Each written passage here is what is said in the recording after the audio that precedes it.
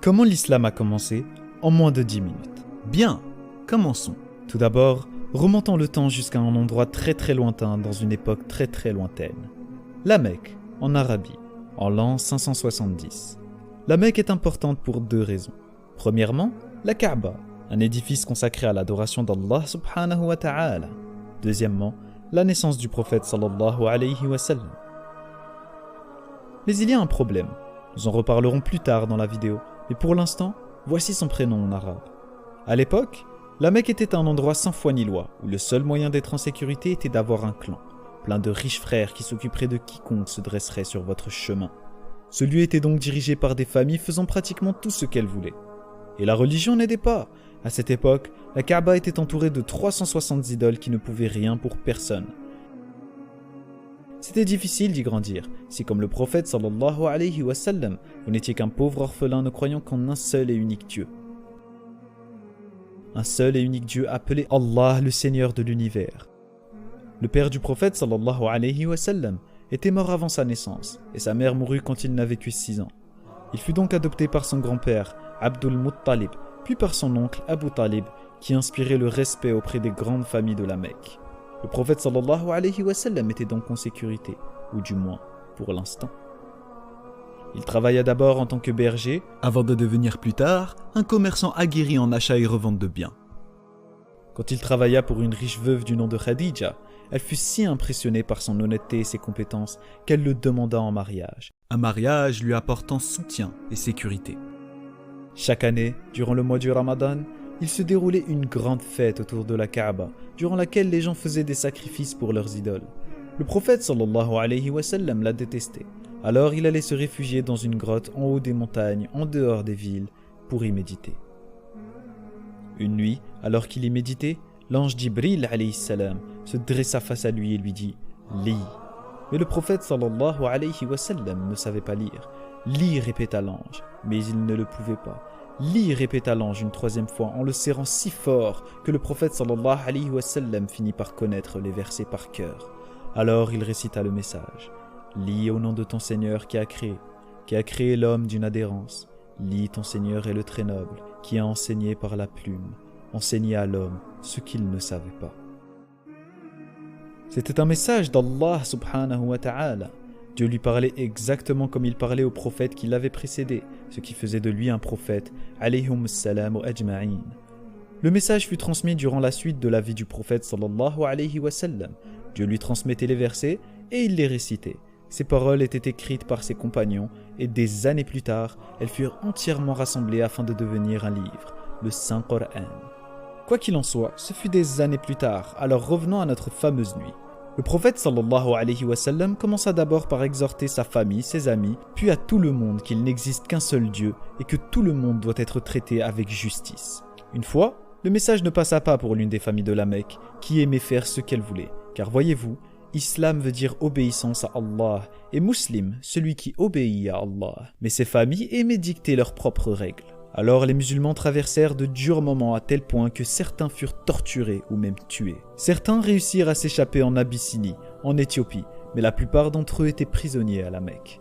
Le prophète sallallahu alayhi wa sallam lui dut faire face à la mort de sa femme, et un peu plus tard à celle de son oncle qui le protégeait. Ces événements fragilisèrent le prophète sallallahu alayhi wa sallam à la Mecque.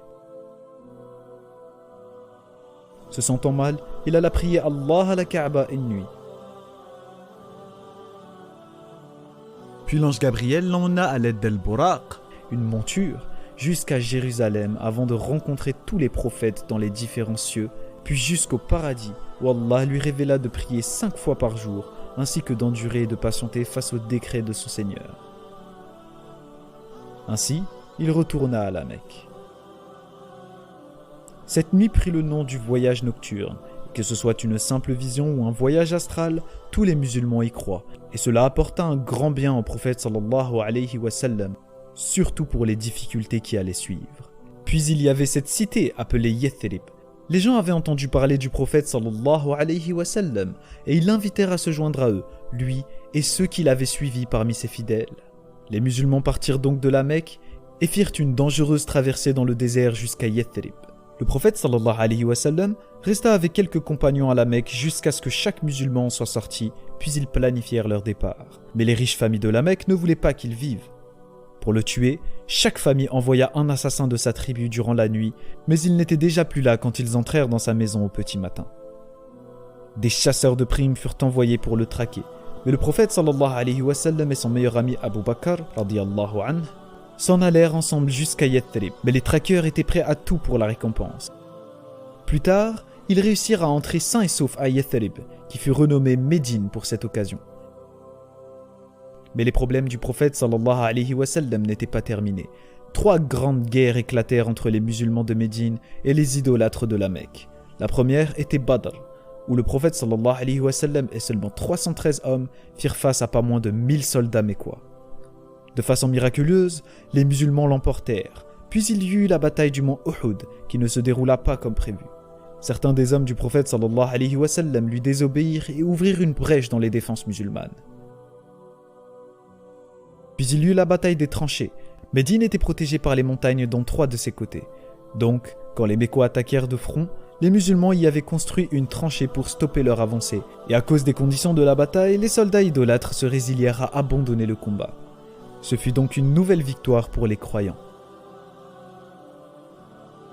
Cette victoire, embarrassante pour les idolâtres, apportèrent le respect des tribus pour l'islam et les musulmans. Un traité de paix fut donc signé à Hudaybiya. Mais cela ne dura pas longtemps avant que les Mécois ne le brisent. Pour le prophète sallallahu alayhi wa sallam, ils dépassèrent les limites. Alors il leva une armée de 10 000 hommes pour reprendre la Mecque une bonne fois pour toutes. Les grandes familles se rendirent compte de l'énorme erreur qu'ils venaient de commettre, et tout ce qu'ils pouvaient faire, c'était se rendre et espérer que les musulmans les achèvent rapidement. Mais le prophète sallallahu alayhi wa sallam décida de les épargner. Peut-être embrasseront-ils l'islam ? Il se rendit à la Mecque et fit 7 fois le tour de la Kaaba avant de détruire toutes les idoles qui l'entouraient, la nettoyant ainsi des traces de l'ignorance et du mal. Grâce à Allah, le prophète sallallahu alayhi wa sallam rétablit la religion du monothéisme pur. Pas d'image, pas de statue, pas d'amulette, mais une seule et unique divinité. Allah, le Seigneur de l'univers, le Créateur qui n'a pas été créé, celui qui n'a besoin de personne, mais dont tout le monde a besoin, celui qui est au-dessus de tout et que personne n'égalisera jamais, Dieu, le tout miséricordieux, le très miséricordieux.